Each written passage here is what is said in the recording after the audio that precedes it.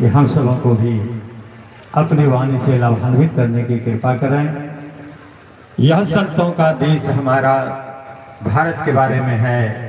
यहाँ संतों के कई अवतार हुए। शूर कबीर मीरा तुलसी के घर घर ज्ञान प्रचार हुए।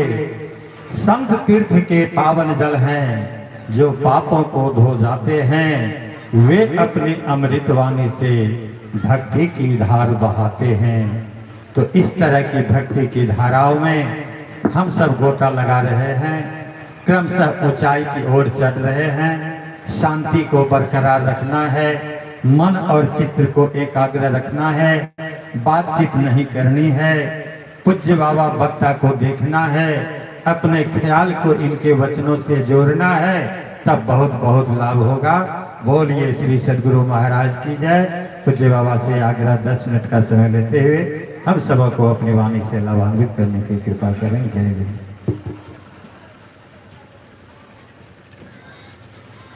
मैं जब 9वां 10वां क्लास में पढ़ रहा था तो उसमें संस्कृत पासपोर्ट मैंने पढ़ा था। हाथ सौंपता है दान करने से, हाथ सौंपता है दान करने से, कंगन पहनने से नहीं। कान सौंपता है शास्त्र सुनने से, कान सौंपता है शास्त्र सुनने से, कुंडल पहनने से नहीं।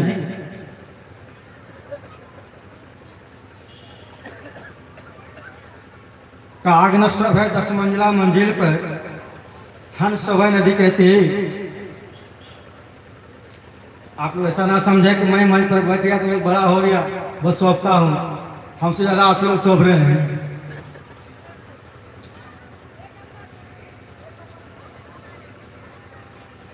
मैं बड़े लोगों से उपदेश बात कहूँ तो यह अच्छा नहीं होता है, इसलिए मैं समुदाय आप लोगों को नहीं करता। कृपया निगरानी करें, कहीं त्रुटि हो क्षमा करेंगे और साथ साथ सुधार भी करेंगे। प्रेम से बोलिए श्री सद्गुरु महाराज की जय, श्री सद्गुरु महाराज की जय, श्री सद्गुरु महाराज की जय। अभी हम लोगों ने नवधा भक्ति पाठ सुना है रामचरितमानस अरण्य कांड से। भगवान राम मैया सबरी का संवाद है। आप संक्षिप्त में माँ की कुछ कहानी सुने। माँ सबरी एक जन्म में खिरनी थी। कुछ संत महात्मा लोग स्नान किए हुए थे, वो पानी जो है वो पी ली, जिसके कारण उसके अंदर वह संस्कार जग गया। शरीर छूटा खिरनी का। सुंदरी कन्या जन्म ली एक राज दरबार में, एक राजा के हैं। वे राजा साहब एक दूसरे राजपुत्र से विवाह कर दिया। अब उनके अंदर में जो संस्कार पड़ गया सत्संग सुनने का, और उनको जो सत्संग नहीं मिलेगा, क्योंकि बड़े घर की बहू बेटियां जो है वो बाहर नहीं जा सकती थी और अभी भी नहीं जाती है। उनका अभिभावक बाहर जाने नहीं देते हैं। तो सबरी कहती है, उस समय की बात है जिसमें सबरी नहीं बनी थी। तो लड़की कहती है हमें सत्संग सुनने की इच्छा करता है।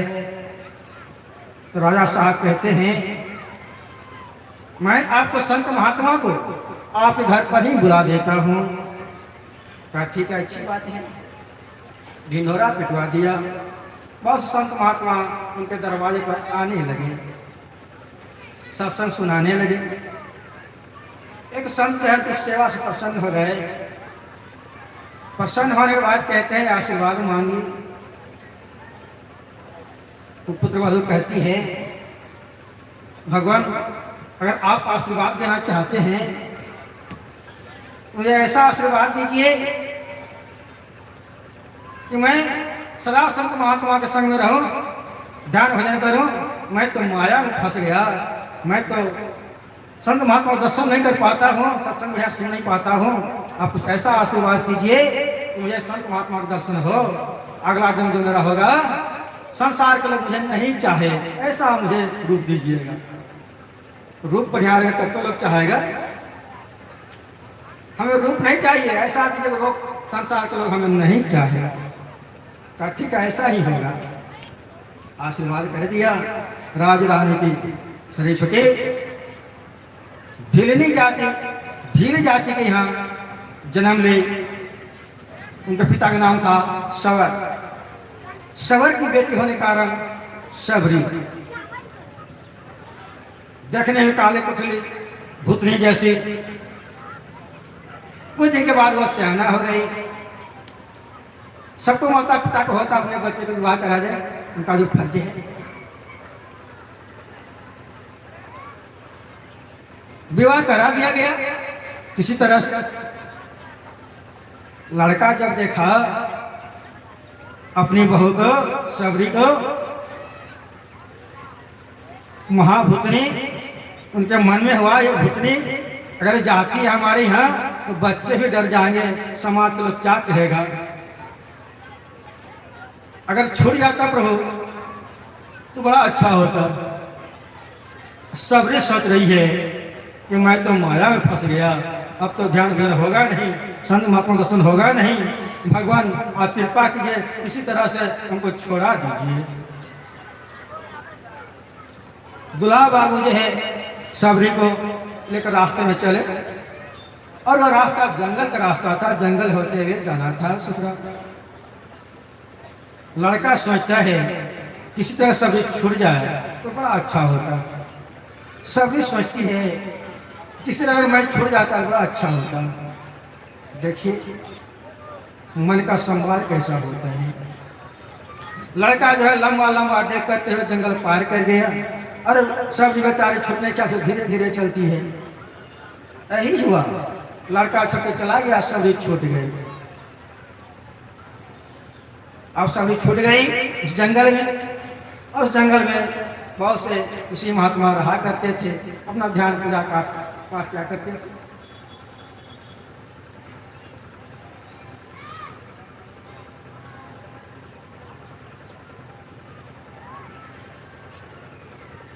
सबरी जो है अब रहे तो रहे कहाँ, एक दूसरे इधर उधर रही। और उसी जंगल में एक मतंग ऋषि थे। मतंग ऋषि के जो रास्ता था सबरी अपने बालों से झाड़ देती थी उस रास्ता को, और जलावन के लिए लकड़ी इकट्ठा कर देती थी। इसी सोचते हैं यह कौन करता है। यानी ऋषि के उठने से पहले यह काम हो जाता था। और उस समय छुआछूत का बहुत बीमारी था। जो छोटे जात होते थे, छोटे जात में बांटा गया था, उनको बड़े जात से स्पर्श करना उनको भारी दंडनीय अपराध था। यानी बड़े लोग छोटे जात को देखना नहीं चाहता था, छुआछूत मानता था। और उस समय ऋषि लोग जो थे बड़े बड़े जात के लोग थे, उच्च जात के लोग थे।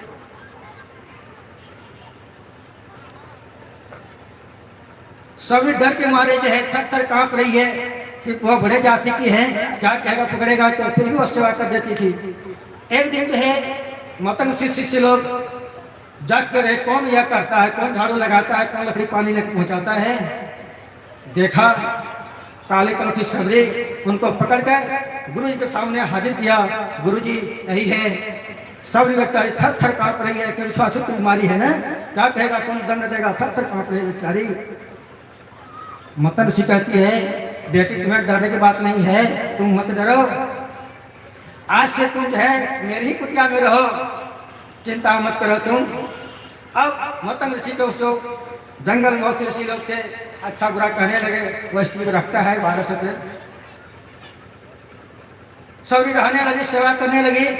कुछ दिन के बाद जो है मतंग ऋषि का शरीर छूटने हो गया।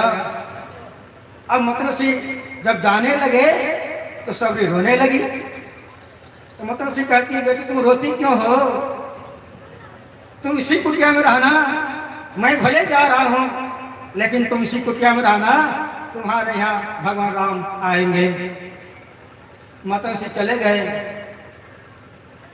जब भगवान राम मैया सीता का वनवास हुआ तो खोजते खोजते अवसर मिला तो माँ सबरी के यहाँ कुटिया में पहुंच गए।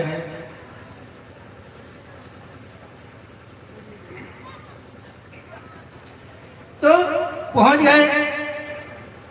अब वही कहते हैं सबरी, हे भगवान मैं आपको किस तरह से करूं, क्योंकि मैं तो अधम जाति की बिल्ली जाति की हूँ, उसमें भी नारी जाति की हूँ, उसमें भी स्त्री जाति की हूँ, मैं आपको किस तरह करूं। भगवान कहते हैं क्यों, किसको सुना रही है, इसको मत सुना, जाति पात से हमको मत सुना, हमको मैं भक्ति का नाता मानता हूँ, दूसरा कुछ नहीं। जाति पात से हमको मत सुनाइए।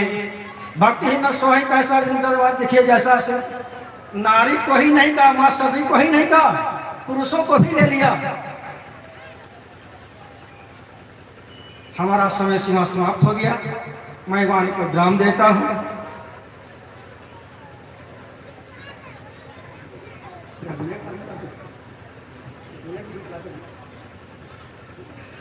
बोलिए प्रेम से श्री सद्गुरु महाराज की जय।